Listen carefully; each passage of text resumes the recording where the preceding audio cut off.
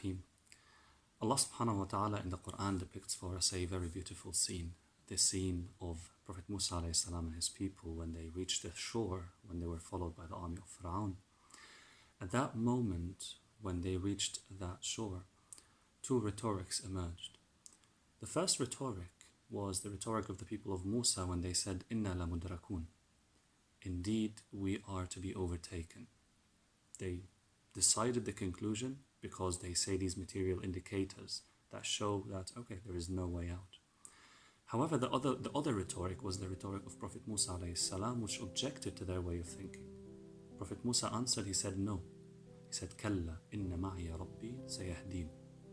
No, indeed I have my Lord, and He will guide me. So it was at this moment that Prophet Musa alayhi salam's trust in Allah subhanahu wa ta'ala emerged. Prophet Musa did not really mention what the result will be, what the outcome will be, because obviously by this material indicator, it seems there was no way out. But Prophet Musa's way of thinking and way of knowledge of Allah subhanahu wa ta'ala is very different to what the people mentioned. He said, no, I have my Lord with me, and He will guide me. He will guide me, He will find a way, no matter what it is. Also, the Quran tells us about Ayub alayhi salam. Ayub, who was the prophet who had health, who had wealth, who had children, who had a reputation, who had social relations, and at some point in time he lost them all. And Quran tells us that he calls Allah subhanahu wa ta'ala. He says, Rabbi inni massani ad-durru wa anta arhamur rahim. Ya Allah, indeed calamity, adversity has touched me, and you are the most merciful of the merciful.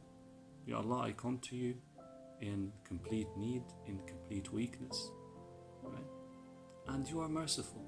Do what you find necessary to do. I trust you. Yeah? So it is at these moments of absolutely low hope, low material indicators of ways out, as I called it, that the feeling of, or that the trust in Allah subhanahu wa ta'ala emerged.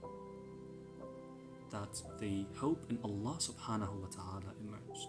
That the dissolution in the will of Allah subhanahu wa ta'ala showed up and dominated the situation. Allah subhanahu wa ta'ala is teaching us in these stories and in multiple other stories in the Quran, which I'm sure you also are aware of, this very quality, that when there is low hope, the trust in Allah subhanahu wa ta'ala is the most noble. And what is really more noble than not actually seeing low hope, but actually zero hope?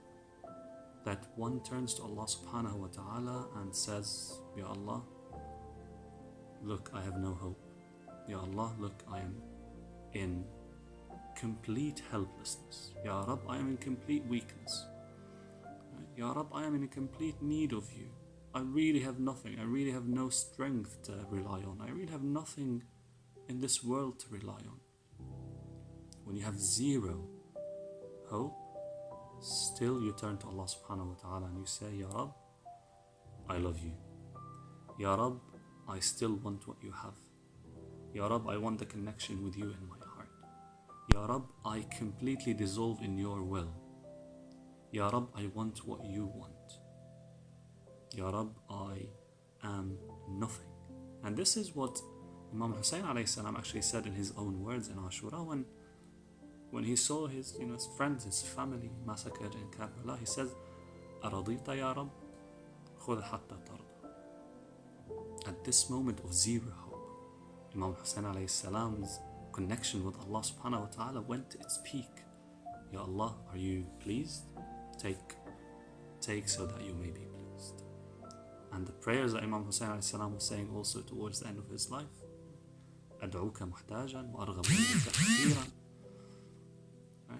وأفزع إليك خائفا. So this connection with Allah subhanahu wa ta'ala emerged at these moments, at the moments of zero hope.